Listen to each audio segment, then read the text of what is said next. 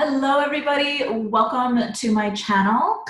Today, we're going to talk about triggers and how to identify them and how to heal them. My name is Denise Kavalaskis, and I'm so excited to bring this information to you. If you don't know about me, I was in a very toxic relationship for a very long time, over 20 years, and one of the biggest things that I experienced coming out of that was being triggered by the past, being triggered even hearing his name, just really being triggered. And so in my community, you asked for how to heal these triggers. And so that's what I'm bringing to you today. So if you like this video, please smash the like button.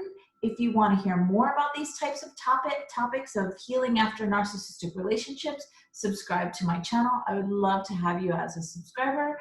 And as always, please comment below on what you feel about this video and anything else that you want to hear more about. All right, let's dive into this topic, triggers. Such a huge topic. So in my community, I went in and I asked them, what do you want to know about triggers? What do you want to learn? What questions can I answer? So I got 4, and I want to read those to you. The title, which is how to fully identify and heal triggers, how to get him out of my head and my heart, how to unattach yourself and not get emotional when triggered by narcissistic family members, and how to keep your composure. And the last one is how to care less about theirs and others' opinions.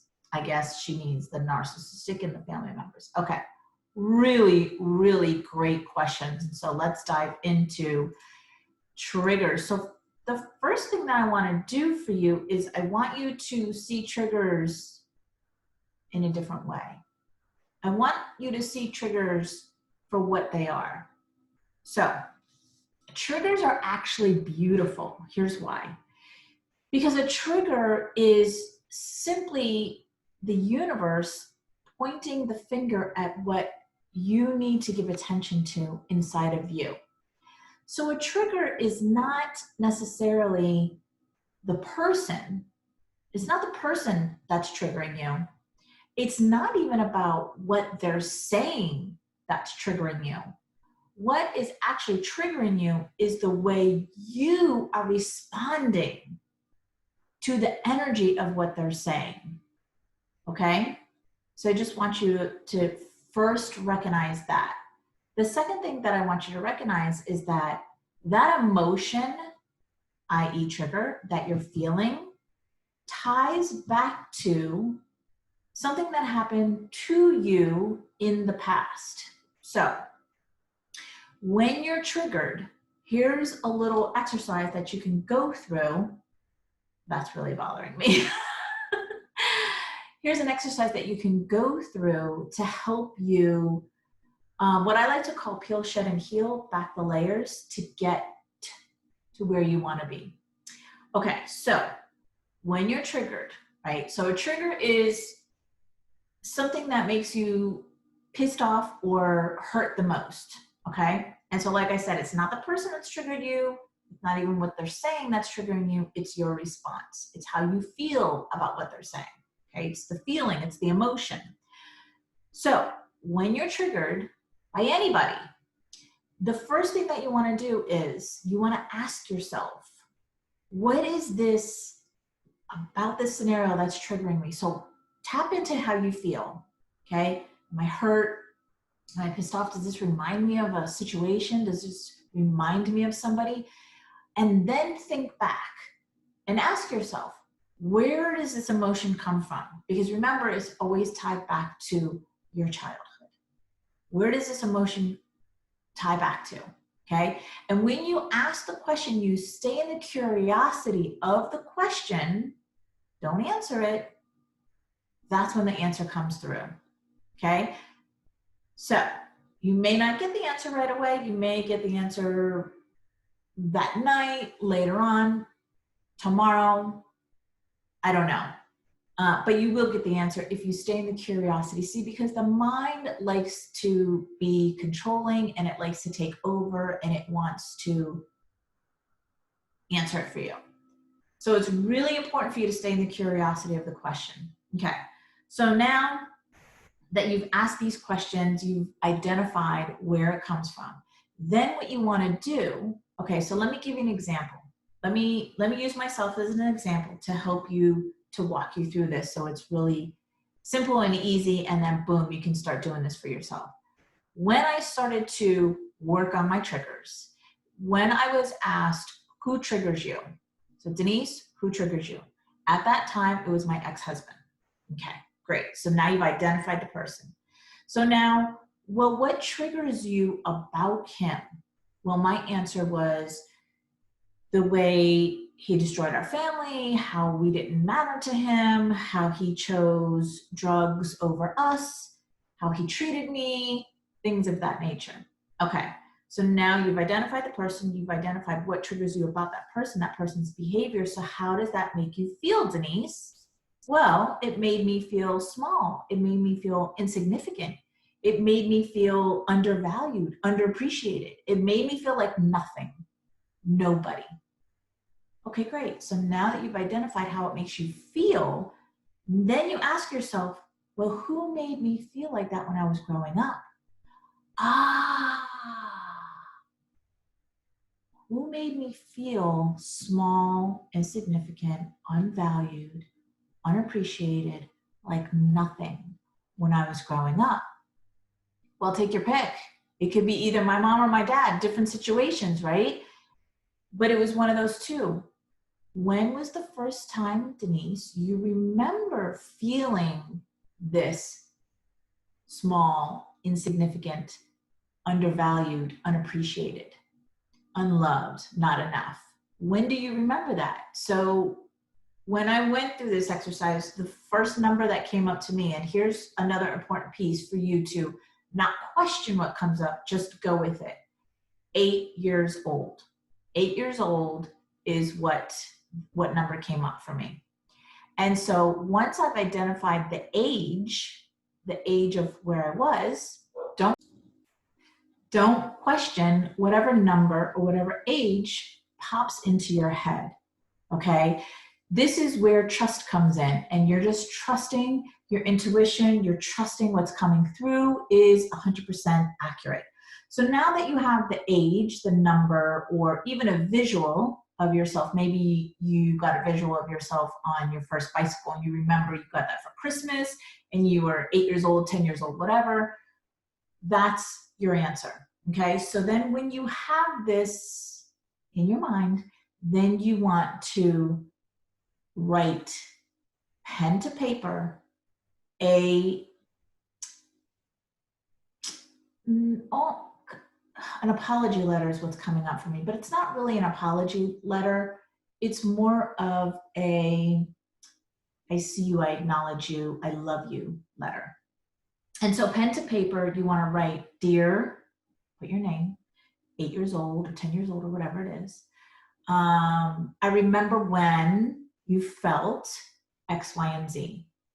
And I remember that sad feeling or that unvalued feeling, whatever emotions that are coming up for you now in this trigger, right? You're connecting it back to your childhood.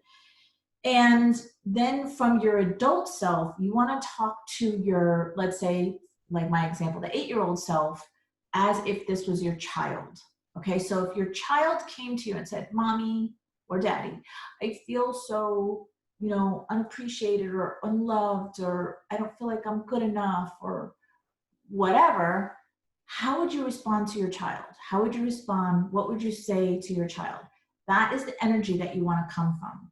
You want to respond pen to paper in this letter to you at that age as if you are talking to your child. So most of us would be super empathetic, have compassion for your child. You would, I can see the adult kneeling down to be at eye level with the child.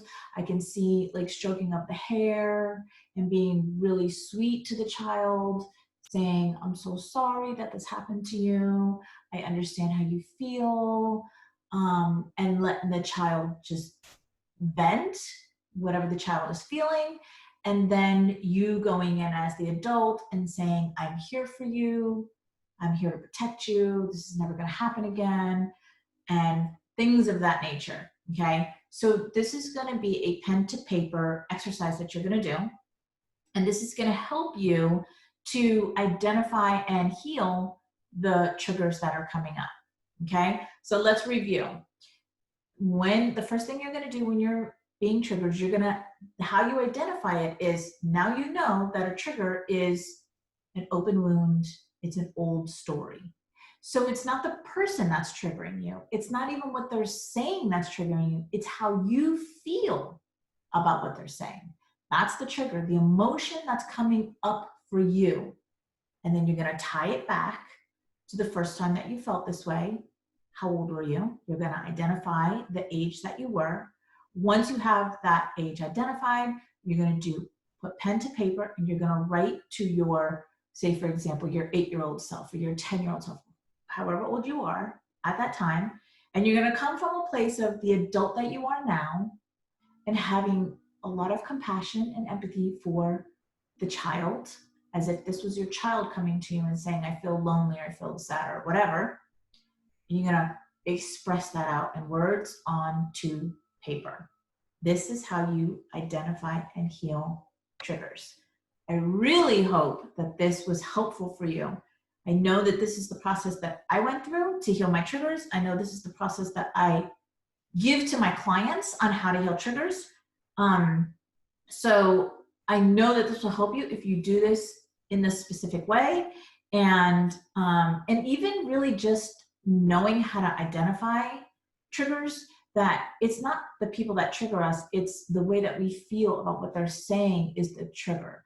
So in other words, it's it's a part of you that you need to give yourself attention, right?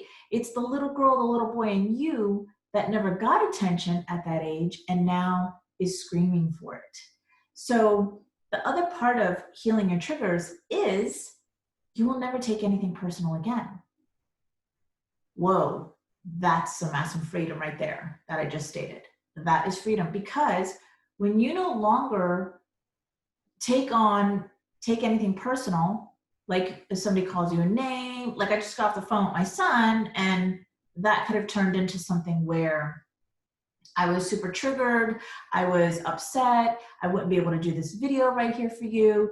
But instead, because I don't take things personal and I know that's his stuff, then it creates a big space and a lot of freedom. So that's what healing your triggers will do for you. It creates a lot of space and freedom inside of you. You're not taking things personal anymore, which creates the space, and it just helps you to just flow through life, right? It really is freedom. So if this video gave you any value, I would really appreciate if you would smash that like button. Again, put some comments below if you want to hear more about any topics related to this. Was there something that you need clarity on, or asking questions, or did this help you? If it helped you, even commenting below helps me grow the channel to reach more people just like you, just like me, who need to heal from toxic relationships, who need to heal from narcissistic relationships in the past. So that's what you do when you like, when you subscribe, and when you comment below. All right, my loves, thank you so much. I will have links in the descriptions below for following. I have this private Facebook group called Life After Narcissism. It is where a lot of training videos are in there, a lot of questions like I'm saying here. That brings me to the YouTube and creating these videos. So there's a lot of engagement, there's a lot of connections, there's a lot of inspiration, motivation, and transformation in the Life After Narcissism Facebook group. And if you don't have Facebook and you're on Instagram, I will post my Instagram link in the description below so that we can follow each other. All right, have an amazing day.